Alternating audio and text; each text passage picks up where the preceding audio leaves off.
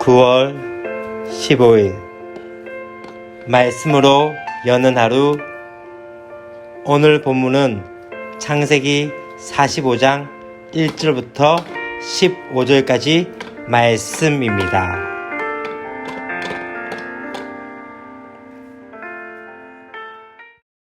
사랑을 축복합니다. 9월 15일 말씀 묵상을 나누고자 합니다. 월요일 어떻게 잘 보내셨습니까?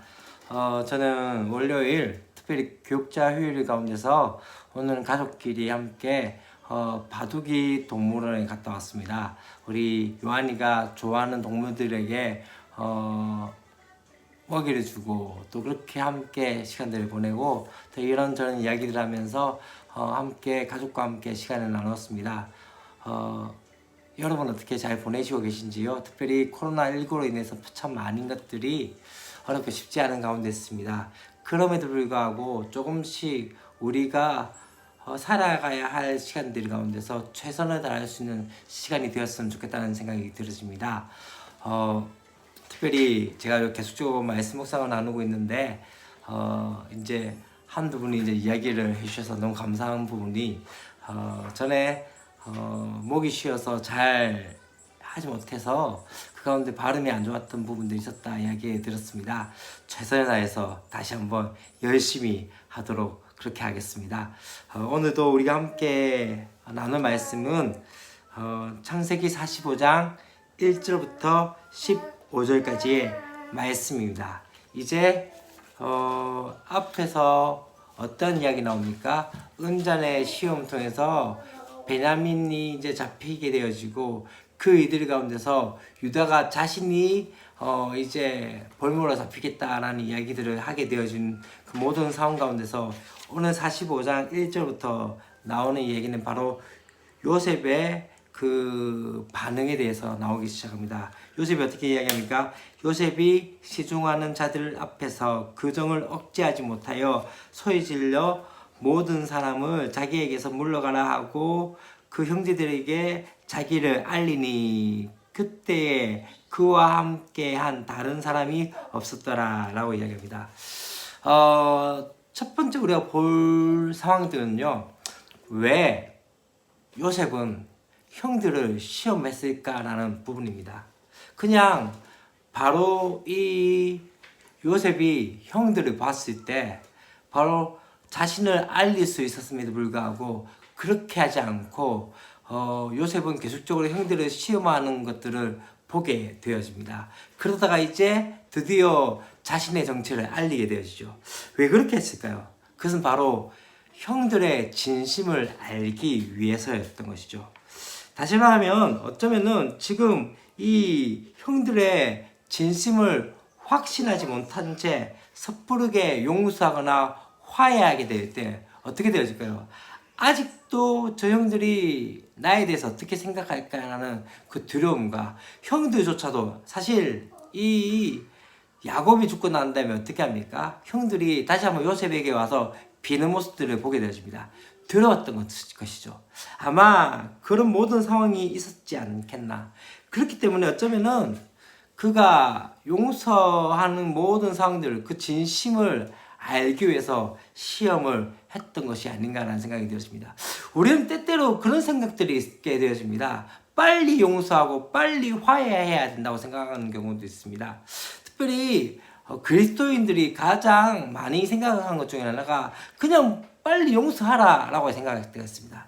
그러나 그 과정들이 필요하다는 것을 우리는 아셔야 합니다.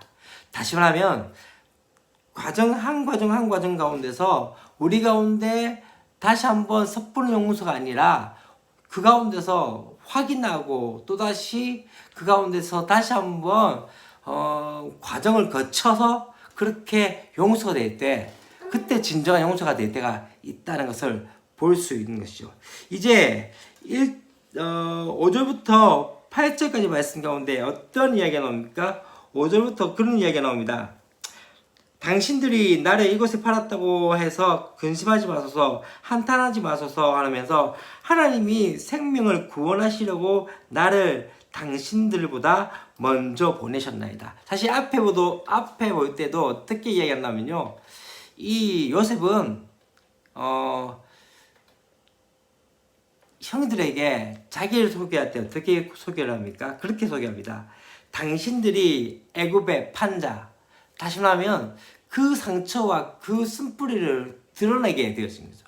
우리는 그렇게 하지 않으려고 할 때가 많습니다. 그냥 덮어두고 용서하고 덮어두고 무엇인가를 끝내려고 할 때가 있습니다. 그러나 중요한 것은요, 덮어뒀을 때 우리의 상처들은 그대로 남아있을 때가 많이 있는 것을 바라볼 때가 있습니다. 때때로 그 상처가 보이지 않지만은 그대로 여전히 남아서 나중에 진짜 중요한 시기에 그 상처가 드러냄을 통해서 더 힘들어하는 경우들이 있게 되시죠. 그래서 요셉은 그렇게 하지 않았습니다. 요셉은 그 상처에 대해서 그대로 드러냄을 통해서 치유가 일어날 수 있었던 것이죠. 또 한 가지, 이제 오늘 8절 말씀에서 하나님께서 이렇게 하셨다는 것을 말하고 있는 것을 볼 수 있습니다. 모든 일이 어떻게 되었죠? 합력해서 선을 이루었던 것이죠. 요셉에게 닥쳤던 그 감당하기 어려웠던 고난도, 억울한 일들도 결국은 구원을 이루기 위한 하나님의 섭리 가운데 있었다는 것들을 우리가 보아야 한다는 것이죠.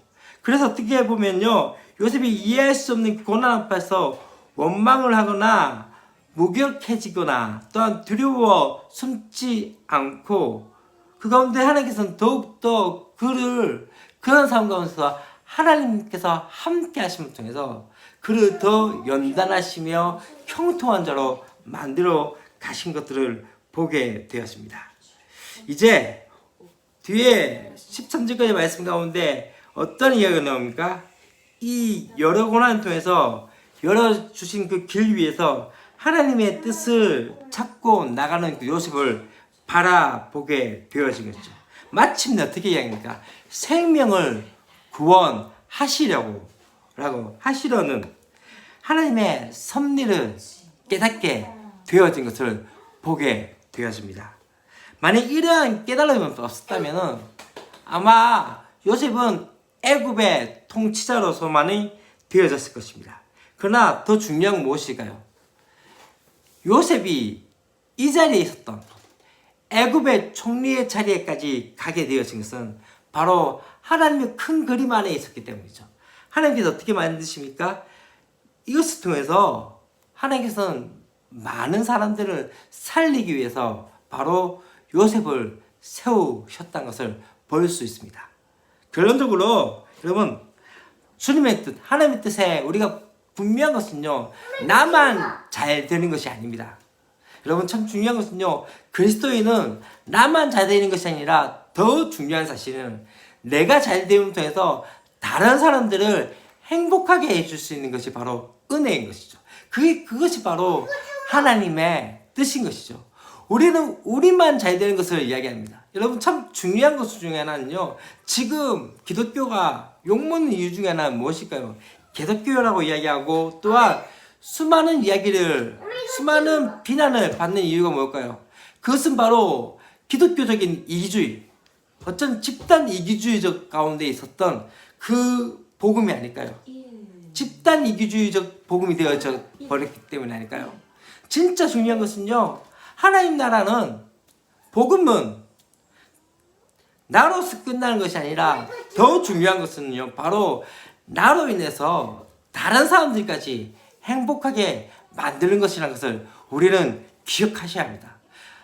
오늘 하루의 삶 가운데서도 여러분, 참 중요한 것 중에 하나는 내가 있어서 다른 사람들이 행복해질까, 내가 있어서 다른 사람들이 즐거워질까, 그 이들이 되어졌으면 좋겠습니다. 그로 인해서 나 때문에 다른 사람들이 행복해지고 나로 인해서 하나님의 살아계심을 다시 한번 경험할 수 있는 그러한 은혜가 있었으면 좋겠습니다. 기도하겠습니다. 하나님 아버지, 오늘 말씀을 통해서 우리 가운데 다시 한번 바라보는 것은, 하나님, 이 모든 과정 가운데 하나님의 계획과 섭리가 있었음을 다시 한번 깨닫게 하여 주시옵소서. 주님, 어쩌면 우리는 지금의 현실과 상황 가운데서 허덕대고 있지만은 더 중요한 것은 하나님의 거룩한 뜻은 그 가운데 우리를 만들어 가시고 빚어 가시고 계심을 다시 한번 깨닫게 하여 주시사 오늘 나를 빚어 가시는 그 하나님의 은혜를 깨닫게 하여 주시옵소서. 하나님 또한 하나님의 뜻이 나만 잘 되는 것이 아니라 더 중요한 것은 나를 통해서 다른 사람들까지 행복하게 해주는 것이 은혜인 것을 깨닫게 하여 주시사 하나님 그런 삶을 살아갈 수 있도록 도우시고 함께 하여 주시옵소서. 주 예수 그리스도의 이름으로 기도합니다. 아멘.